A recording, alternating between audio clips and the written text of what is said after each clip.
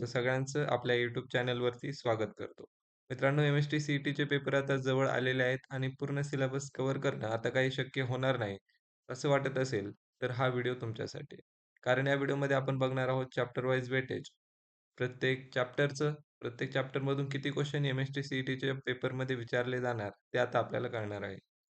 Already मॅथेमॅटिक्सचं chapter wise weightage आपण upload केलेलं आहे. या व्हिडिओमध्ये आपण फिजिक्सच्या प्रत्येक चॅप्टरचं वेटेज आपण या व्हिडिओमध्ये बघणार आहोत. म्हणजे फिजिक्सच्या कोणत्या चॅप्टरमधून किती क्वेश्चन आपल्याला पेपरला येणार आहेत, हे आपण बघणार आहोत. चला तर व्हिडिओला सुरुवात करूया. हे सगळे तुम्हाला फिजिक्सचे चॅप्टर या ठिकाणी दिसत आहे. यापैकी हे 11वीचे चॅप्टर आहेत, जे की त्याचं कारण आपल्याला माहिती आहे 11वीचा सिलेबस 20% असतो आणि 12वीचा सिलेबस 80% असतो. सो कमी क्वेश्चन हे 11वीतून विचारले जातात.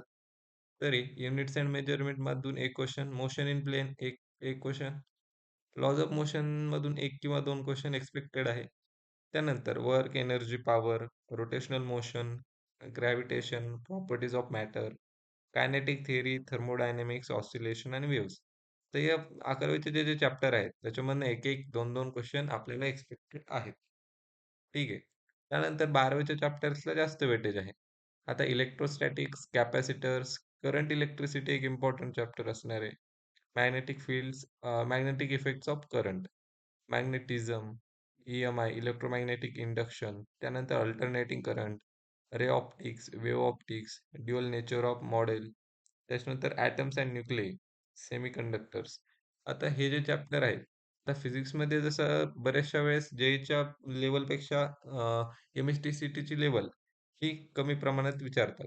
कारण न्यूमेरिकल वगैरे याच्यात जास्त अवघड विचारत नाही. काय विचारतात? डायरेक्टली तुम्हाला फॉर्म्युला बेस्ड एम-सी-क्यू असतील किंवा कन्सेप्ट वाईज असतील. आता ॲटम्स अँड न्यूक्लियस झालं, सेमीकंडक्टर झालं, रे ऑप्टिक्स, वेव्ह ऑप्टिक्स हे जे चॅप्टर आहे, हे चॅप्टर याच्यामध्ये कन्सेप्ट आहे आणि कन्सेप्टवर डायरेक्टली क्वेश्चन आपल्याला विचारू शकतो.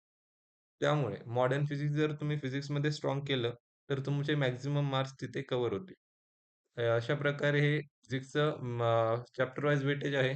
यानंतर जे व्हिडिओ येणार आहे, त्या व्हिडिओमध्ये तुम्हाला यातले मॅक्सिमम क्वेश्चन कोणत्या चॅप्टरमधून येतील, हे यानंतरच्या व्हिडिओमध्ये तुम्हाला कळणार आहे. तर व्हिडिओ आवडला असेल तर व्हिडिओला लाईक करा, चॅनलला सबस्क्राईब करा आणि तुमच्या मित्रांना हा व्हिडिओ शेअर करा. धन्यवाद.